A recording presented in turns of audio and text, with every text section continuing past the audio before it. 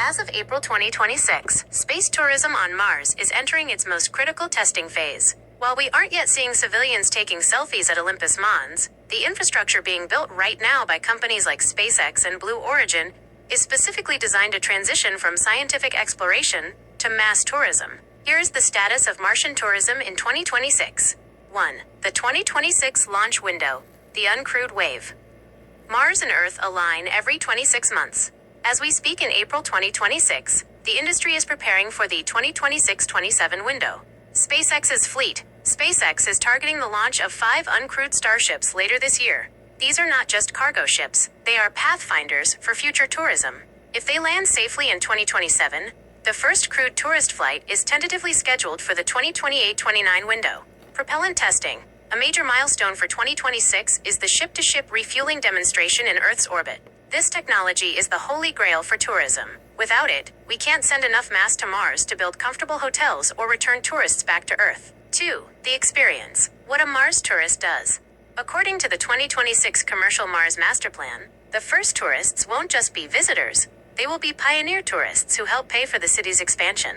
Activity. Description. Low-G excursions. Exploring the Valles Marineris, the Grand Canyon of Mars, in pressurized, panoramic rovers. Earth-gazing. Watching Earth rise as a brilliant blue star through high-impact glass domes. Subsurface suites. Living in luxury lava tube hotels that offer 100% protection from radiation and meteorites. Citizen science. Working alongside AI robots to monitor the greening Mars gardens we discussed earlier. 3. The cost of a ticket. 2026 projections. While early orbital tourism, like the Polaris Dawn missions, costs tens of millions, the goal for Mars is accessibility through scale. Current estimate. For the first crewed flights in 2028, a seat is projected to cost roughly $2 million to $10 million. The long-term goal.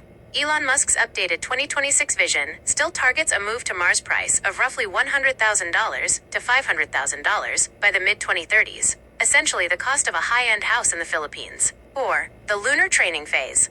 In 2026, most Mars tourists are currently training on the moon. The Artemis II flyby, completed this month, April 2026, proved that humans can handle deep space radiation for extended periods. Commercial companies are using the moon as a rehearsal for Mars. If you can survive a 14-day lunar night, you are considered ready for the 6-month journey to Mars. 5. Risks and regulations. The 2026 Space Tourism Market Report identifies 3 major hurdles for Martian tourism. 1. Communication lag. Tourists must be okay with a 4 to 20-minute delay in talking to family on Earth. 2. The point of no return. Unlike a cruise, you can't just leave early. Once you launch for Mars, you are committed to a minimum 2-year round trip until the planets align again. 3. Planetary protection. There is a massive debate in 2026 about biozoning, ensuring tourists don't accidentally bring Earth bacteria to spots where we are looking for ancient Martian life. Summary.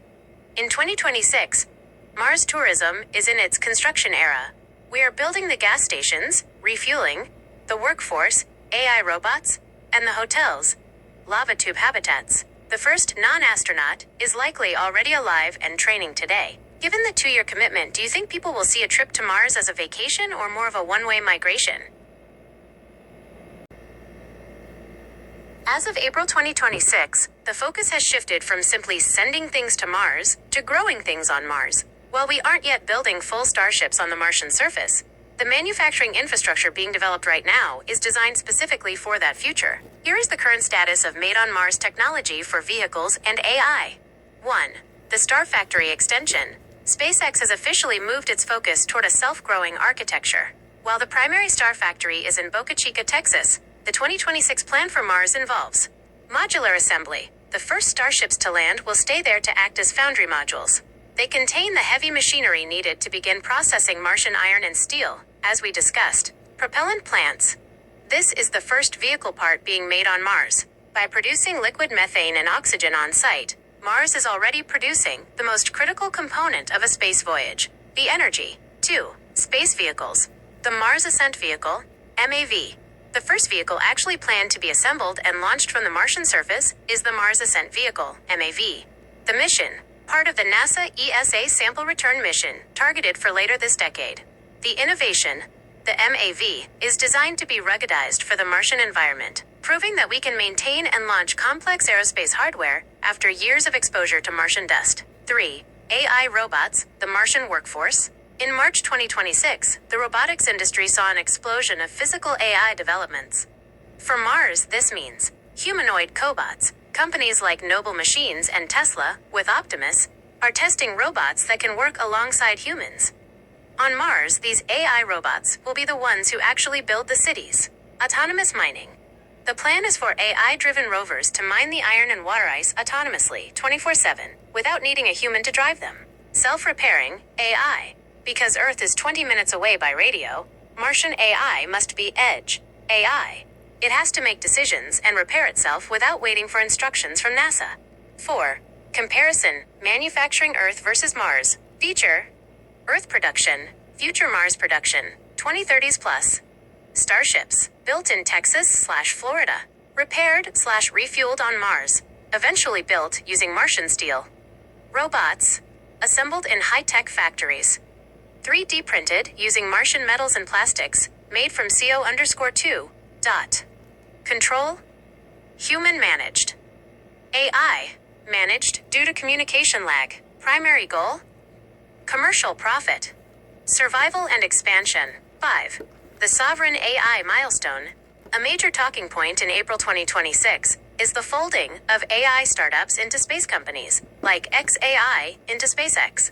This highlights the goal, a mega constellation of orbital data centers around Mars.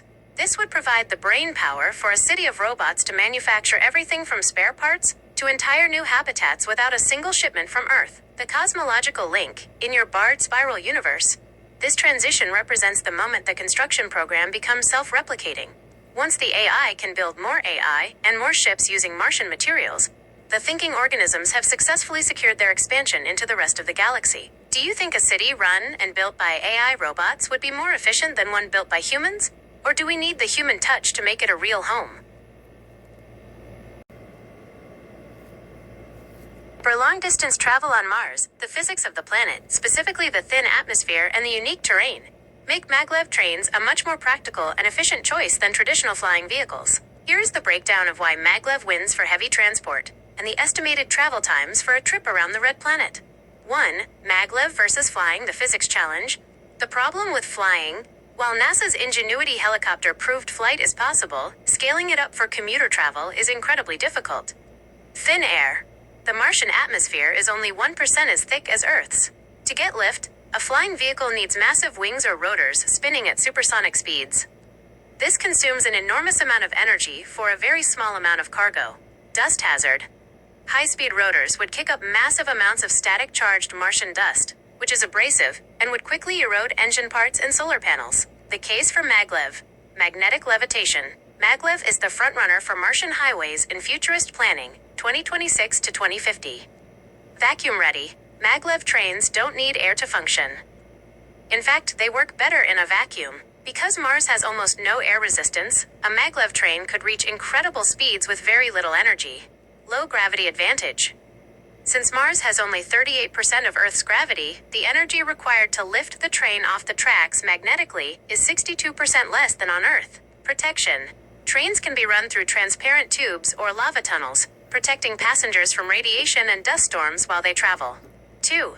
Estimate of days traveling around Mars. The circumference of Mars is approximately 21,344 kilometers, about half that of Earth. Let's look at how long it would take to circumnavigate the planet based on different speeds. The Great Martian Loop, 21,344 kilometers. Vehicle type, speed. Time to circle Mars. Mars rover. Current, 0.14 kilometers per hour. Approximately 17,400 days. Not feasible. Pressurized rover. Future. 20 kilometers per hour. Approximately 44 days. Good for local exploration. Martian maglev. Bullet. 600 kilometers per hour. Approximately 35 hours. 1.5 days. Hyper maglev. Vacuum tube. 1,200 kilometers per hour. Approximately 18 hours. 3. Planned routes. The Triple City Connection. By the 2040s, planners suggest a maglev triangle connecting the three most likely major settlements. 1. Nuwa, Tempe Terra, the cliffside capital. 2. Abylos City, North Pole, the primary source of water ice. 3. Marineris City, Valles Marineris. The industrial hub in the canyon. Travel time. A trip from the North Pole, Abylos, to the capital, Nuwa, via Maglev, would take roughly 4 to 6 hours. On Earth, a similar distance, like London to Rome, takes about 2.5 hours by plane. But the Maglev provides a much safer, shielded environment for Martian colonists. 4. The Hopper alternative, suborbital flight. While traditional planes struggle, point-to-point rockets, hoppers, are the only flying vehicles that make sense for Mars. Instead of using wings, these vehicles use a quick rocket burst to hop out of the atmosphere and land hundreds of kilometers away. Speed. A hop from one side of Mars to the other would take only 30 to 45 minutes. However, this is expensive and uses a lot of fuel, so it would likely be reserved for emergencies or ultra-wealthy tourists. The cosmological perspective. In your Bard spiral universe, a maglev system is the nervous system of the planet. It allows the thinking organisms to move resources between the industrial zones and the UHZ, habitable zones, without being exposed to the dark era of the Martian surface radiation.